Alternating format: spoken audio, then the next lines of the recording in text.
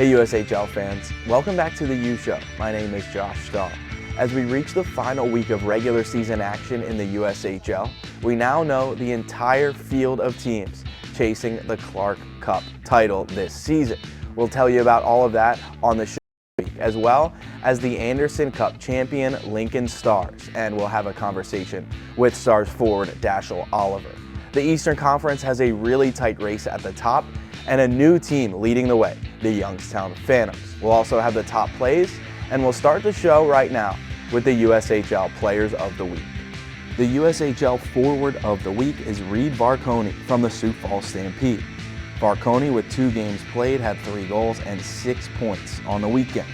2 assists in a loss on Friday, but a hat trick and 4 points in a 9-2 win over Green Bay on Saturday. It's his second 4-point game in his last 7 contests, and overall 18 goals and 49 points for the forward from Sioux Falls. The USHL Defenseman of the Week is Philip Nordberg, also from the Sioux Falls Stampede. A goal and 3 assists for Nordberg over 2 games in which he had 2 points in each contest. A goal and an assist Friday, and then 2 assists on Saturday. Overall, Nordberg has 6 goals and 22 points from the blue line for the Stampede. The USHL Goaltender of the Week is Jan Shostak from the Lincoln Stars. A 2-0 record with a .938 save percentage for Shostak over the 2 games in Madison this weekend. Both wins, 23 for 24 on Friday, and then 37 of 40 in an overtime win on Saturday to help Lincoln clinch the Anderson Cup. Overall, 28-12, 1-0. His .911 save percentage is second in the league, and his 2.41 goals against average is the best in the USHL. Those are the USHL Players of the Week. Now it's time to get all caught up on last week's action, and we'll start with the Lincoln Stars clinching the Anderson Cup title. With 2 wins in Madison this weekend over the Capitals, the Lincoln Stars clinched their 4th Anderson Cup in franchise history. 43 wins for Lincoln now ties a franchise record with 2 games remaining in the season. It's their first Anderson Cup title since 2003, and it marks the 4th straight Anderson Cup won by a Western Conference squad. In the Eastern Conference, the Youngstown Phantoms took over first place with 5 of 6 points in 3 games this weekend. A 6-0 win on Friday over Waterloo, and then a win against Chicago on Saturday before a shootout loss to the Steel on Sunday. Now at 40 wins and in first place in the Eastern Conference by a single point. A home and homecoming to wrap up this season with the U17s this week for the Youngstown Phantom. In second place in the Eastern Conference, it's the Madison Capitals, who earned just 1 of 4 possible points against Lincoln at home last weekend. With 81 points, the Capitals are tied with the Fighting Saints and visit Dubuque on Friday for a huge matchup. The Capitals will finish the season against Green Bay at home on Saturday. For the Fighting Saints, last weekend was a split on the road against Western Conference teams, a loss in Sioux City on Friday, and a win at Omaha on Saturday. That matchup with Madison on Friday night, with big implications as the Saints sit at 81 points into the final 2 games. The Muskegon Lumberjacks split a pair of games at home this weekend and now have 80 points, just behind in 4th place in the Eastern Conference. The Lumberjacks will finish the regular season this weekend with a home-and-home against the Chicago Steel. We're in for a really exciting finish in the regular season at the top of the Eastern Conference. At the top of the Western Conference, it's been the Lincoln Stars all season long, and we will chat with Dashel Oliver on the Anderson Cup title and the Stars' preparation for the playoffs. The Lincoln Stars are the 2025 Anderson Cup champions after an exciting weekend sweep last week against the Madison Capitals. And a big reason why is a 4th-year member of the Stars here joined with me, Dashel Oliver. Dash, that had to be sweet. 2 goals for you, the overtime winner. That's the type of way of clinching the Anderson Cup, I would imagine. It was a little more exciting than maybe just, you got the 1 point in regulation going into overtime, but you wanted to get both points that night, and you got them. Yeah, definitely, for sure. Rocky said it to us on the bench when we went to overtime. It was like, guys, we just got a share of the Anderson Cup, so let's just go out and get the whole thing right now. everyone was really calm on the bench, and yeah, so just went out and did what we have to do. Tell me about that goal you got in overtime. What's going through your mind? You cross over the blue line, wrister from atop the left circle, and then pretty good celebration after. Yeah, I mean, I had a lot of space off the pass from Henny in the neutral zone, so just kind of cut across the ice, and then saw that the defender was a little awkward and just pushed middle and let it rip. I like going glove side, so that's where I went, and yeah, saw it go in and had to give a big celly. Yeah, I mean, that was awesome. 3-on-3 overtime, anything can happen. I would imagine for you guys, you're going in, you're confident, but it's also like, okay, they've got some momentum because they got the equalizer in the final minute. Yeah, 100%. I mean, you got to know that they're going to come out juiced and want to steal the game because they scored last second.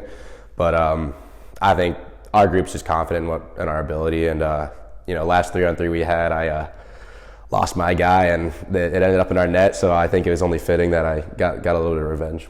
What's that celebration like after you go to the wall, you jump into it up against the glass, your teammates are, piling off the bench over toward you. What's going on? What are you going to remember the most from that celebration right there? Probably just seeing everyone come and jump in. It was ecstatic. I mean, kind of blacked out for a sec, but yeah, just giving everyone hugs, giving Yanni Bear a hug. I mean, he's been huge for us. He was so good that weekend. So yeah, just seeing everyone's face and just the joy on everyone, yeah. I asked you a couple months earlier in the season, as a 4-year member of this team, what was your favorite moment? And we talked about the conference finals a couple years ago. Feels like there's been several moments this year that could potentially surpass that. I would imagine for right now, your Anderson Cup clinching goal is the favorite moment, but you're hoping to make more better memories, right? Yeah, 100%. I mean, we got big goals ahead of us, but I think as of now, that goal will definitely stick in my mind for a while. One of the things your head coach, Rocky Russo, has talked about over the course of this season is enjoying these high moments. The 12-game winning streak earlier this season, the Anderson Cup right now. There's something to be said certainly about enjoying moments, but also having higher goals, isn't there? Yeah, 100%. I mean, you can't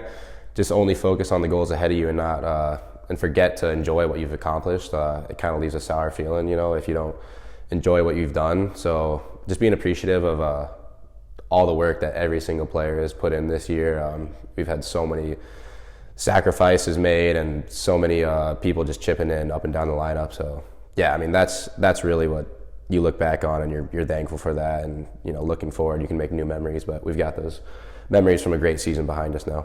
Having been here the last 3 postseasons for this team and seeing the importance of the first round bye, how sweet is it to know you're not going to have to play 2 days right after the regular season ends. You're going to have a normal week of preparation, and in addition, you'll have home ice for the entire playoffs. Yeah, it'll be nice for sure.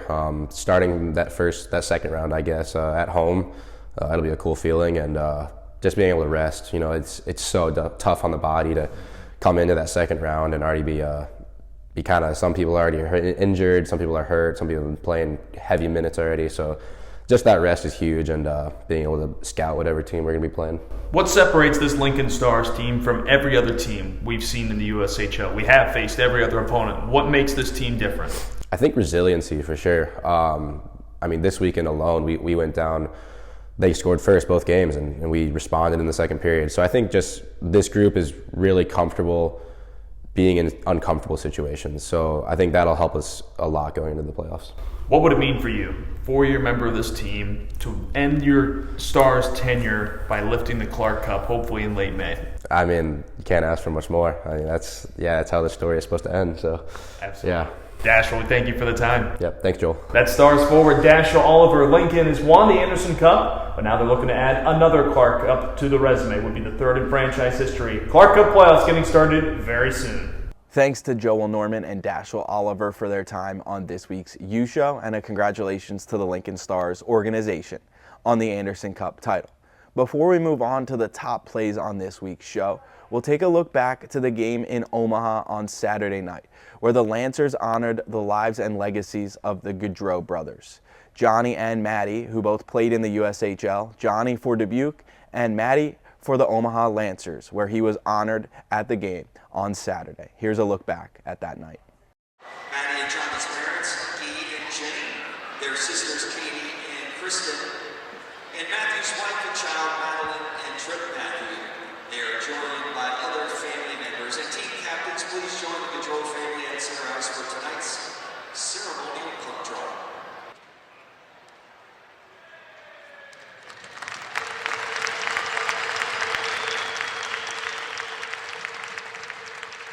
Jonathan Morello and Bronco Vukas will take the draw. There'll be 4 players out on the ice, leaving 1 wing open for the late Matthew Gaudreau. It was an emotional night in Omaha to honor Matthew Gaudreau, with his family in attendance at the game. Matthew and his brother Johnny were both great players on the ice at the USHL level, and had we been doing the U Show when they played, they would definitely be featured on the top plays of the week frequently. So now we'll get you the top plays of the week, here from last week's action in the USHL. Trying to pick up the puck, chips it off the wall. Stampede trying to get to it. Here comes Baker up the left wing wall. Austin Baker shoots. He scores! Austin Baker! He shelves it! Where Mama hides the cookies, and the Stampede keep piling it on. It's 6-1 Sioux Falls. Yeah, baby! Austin Baker just out hustles. Evers is now breaking to the offensive zone. Brink near side for Mo. Mo throws on the brakes. Far side it goes. Michaud out front now. Brink. A shot. Scored! The captain of the Caps ties us at 2.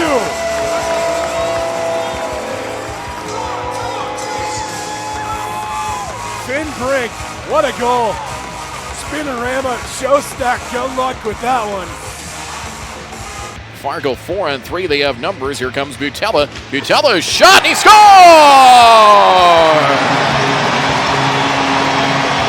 Able to rip one from the left circle. And Errol Butella gets his 13th of the year. Shelter, sharp angle shot off the side of the net. Didn't get to the goaltender Kyle Jones. 11:25 to go in the opening period. Prusic at the right point, diagonal feed, quick pass. Cullen fires and scores! A one-timer, and Brooks Cullen has his first USHL goal on a one-time blast from the slot. Side of the net, picked up off the end boards. It was a hard bounce. Mason West, he tried to get it to a teammate back of the net. Stenari, the Storm won the puck. Here's Nizimayev short-handed, one-on-one with Arilla, short-handed. Nizimayev scores! 5-0 shot through Lindeck. That ties the game at 3 on a short-handed tally by Artemi Nizimayev. Tri-City's 11th shorthanded goal of the year, and we are knotted up at 3 apiece with 7:28 to go in the second. This is now Winbach over the line between the circle, slides it across, shot, and scores! Reed Marconi throw out the heads, the hat trick. He scores as he tucks it under the crossbar, and the Stampede, their 4th power play goal of the night. It's 9-2 Sioux Falls. They keep it in. Ruohonen charging right to the net. His backhand, he scores! What a move by Heikki Ruohonen. 1:19 into the second, and Ruohonen outweighted more to the backhand. The Saints lead 4-0. Ruohonen's 15th goal of the season. He's got 6 points in the last 4. 4 of those are goals. He has been turning it up to a different level of late as the Saints head toward the playoffs, and Ruohonen gets the Saints on the board in the second period. Storm with a face-off in their offensive end. Simpson, top the near circle, shoots and scores! He ripped it glove side on Lindeck, top right corner. And Cooper Simpson with his 2nd goal of the weekend, his 4th in now 6 games with the Storm. Makes it a 3-2 game as Tri-City strikes in the pump and pantry power play early in the second. Will chip to center ice from there. Van Vliet gloves down into the zone as Dennis streaking in. Van Vliet fires, he scores! Lucas Van Vliet goes 5-0 on Arbonne, and the Saints tie the game up. Mackey blasted it to center. Van Vliet gloves it down and took it into the zone himself on the 2-on-1, and he ripped it by. 5:03 left in the second, and it's tied at 2 with Lucas Van Vliet's 19th. It's it. The slot to Ernest. Left side blast off to Marconi. There it is. Shot, save, rebound, scores! Ethan Winbach hammers it home. His 2nd of the night. And the Stampede keep it rolling. Defenseman from Hudson. Near side long, plays ahead. Jamison behind the defense. Jamison far side, a chance. Scored! Gavin Eulenkamp gives Madison the 1-0 lead. 14:31 into period number 1. Angle flying through into the offensive zone. He has Cornforth on the left wing boards, and he goes down low, back to Cornforth on the circle, fires, he scores! He popped the water bottle! Gavin Cornforth, the goal and an assist early on, and the Saints lead 3-0. He absolutely shattered the water bottle. It dumped water all over the blue paint, and the Saints lead 3-0. Cornforth now 26 goals and 52 points. Both of those leading the squad. Got one goal tonight. Oliver, left circle, wrister, he scores! Lincoln wins the Anderson Cup. They will have home ice advantage for the entire Clark Cup playoffs. Dashel Oliver, the overtime hero. 4-3 Stars in overtime with 2:35 to go in the frame. For the first time since 2003, the Stars win the Anderson Cup, and there will be a celebration next Friday night at the Icebox. Lincoln wins in OT, 4-3 tonight in Madison, and it sweeps the weekend for its third straight victory. As always, an extensive highlight reel from USHL action this past weekend. Now it's time to take a look at the standings as we approach the last 2 games in the regular season. As we take a look at the standings, we know the 12 teams now who will take part in the Clark Cup playoffs this season.